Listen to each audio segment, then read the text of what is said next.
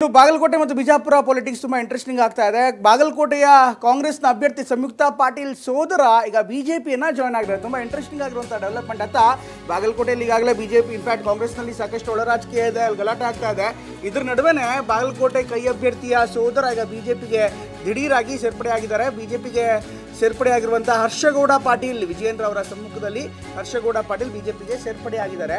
ಸಿದ್ದೇಶ್ವರ ಬ್ಯಾಂಕ್ನ ನಿರ್ದೇಶಕರಾಗಿರುವಂತಹ ಹರ್ಷಗೌಡ ಯಾಕೆಂದ್ರೆ ಅತ್ತ ಬಾಗಲಕೋಟೆಯಲ್ಲಿ ಕಾಂಗ್ರೆಸ್ ಇದೆ. ಇನ್ಫ್ಯಾಕ್ಟ್ ಹರ್ಷಗೌಡ ಅವರ ತಂದೆ ಶಿವಶರಣಗೌಡ ಅವರು ಕೂಡ ಈಗಾಗಲೇ ಕಾಂಗ್ರೆಸ್ ಪರವಾಗಿ ಕೆಲಸ ಮಾಡ್ತಿದ್ದಾರೆ. ಸಂಯುಕ್ತ ಪಾಟೀಲ್ ಪರ ಅವರು ಚುನಾವಣಾ ಜವಾಬ್ದಾರಿಯನ್ನು ತೆಗೆದುಕೊಂಡಿದ್ದಾರೆ. ಆದರೆ ಅವ್ರ ಪುತ್ರ ಈಗ ಬಿಜೆಪಿಗೆ ದಿಢೀರಾಗಿ ಸೇರ್ಪಡೆ ಆಗಿದ್ದಾರೆ. ಹೀಗಾಗಿ ಹರ್ಷಗೌಡ ಪಾಟೀಲ್ ಯಾಕೆ ದಿಢೀರಾಗಿ ಸೇರ್ಪಡೆ ಆದರು ಅನ್ನೋದು ಕೂಡ ದೊಡ್ಡ ಪ್ರಶ್ನೆ ಆಗ್ತಾ ಇದೆ. ಇದೇ ವಿಚಾರವನ್ನು ಸ್ಥಳೀಯ ಬಾಗಲಕೋಟೆ ನಾಯಕರು ಕೂಡ ಈಗಾಗಲೇ ತೀವ್ರವಾಗಿ ಆಕ್ಷೇಪವನ್ನು ಮಾಡ್ತಾ ಇದ್ದಾರೆ. ಅತ್ತ ಒಂದೇ ಮನೆಯಲ್ಲಿ ಕಾಂಗ್ರೆಸ್ ಮತ್ತು ಬಿಜೆಪಿಯ ಒಳ ರಾಜಕೀಯ ಇದೆ ಅನ್ನುವಂಥ ಆರೋಪ ಕೇಳಿಬರ್ತಾ ಇದೆ. ಇತ್ತ ಬಿಜೆಪಿ ಆಪರೇಷನ್ ಮಾಡೋ ಮೂಲಕ ಕಾಂಗ್ರೆಸ್ಗೆ ಒಂದು ದೊಡ್ಡ ಟಾಂಗನ್ನು ಕೊಟ್ಟಿದೆ, ದೊಡ್ಡ ಸವಾಲನ್ನು ಎತ್ತಿದೆ.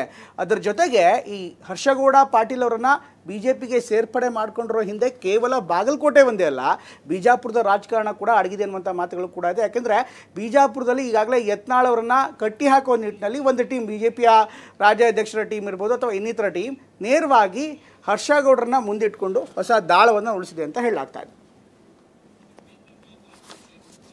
ಬಿಜಾಪುರ ಜಿಲ್ಲೆಯ ಯುವ ನಾಯಕರು ಸಚಿವರಾಗಿರುವಂತಹ ಶಿವಾನಂದ ಪಾಟೀಲ್ ಅವರ ಸೋದರರ ಮಗ ಶ್ರೀಯುತ ಹರ್ಷಗೌಡ ಶಿವಶರಣ ಪಾಟೀಲ್ ಅವರು ಕೂಡ ಇವತ್ತು ನಮ್ಮ ಪಕ್ಷವನ್ನು ಸೇರ್ಪಡೆಗೊಳ್ಳಿದ್ದಾರೆ. ಅವರಿಗೂ ಕೂಡ ನಾನು ಸ್ವಾಗತವನ್ನು ಬಯಸ್ತೇನೆ. ಬಿಜಾಪುರ ಜಿಲ್ಲೆಯ ಯುವ ನಾಯಕರು ಸಚಿವರಾಗಿರುವಂತಹ ಶಿವಾನಂದ ಪಾಟೀಲ್ ಅವರ ಸೋದರರ ಮಗ ಶ್ರೀಯುತ ಹರ್ಷಗೌಡ ಶಿವಶರಣ ಪಾಟೀಲ್ ಅವರು ಕೂಡ ಇವತ್ತು ನಮ್ಮ ಪಕ್ಷವನ್ನು ಸೇರ್ಪಡೆಗೊಳ್ಳಿದ್ದಾರೆ. ಅವರಿಗೂ ಕೂಡ ನಾನು ಸ್ವಾಗತವನ್ನು ಬಯಸ್ತೇನೆ. ಬಿಜಾಪುರ ಜಿಲ್ಲೆ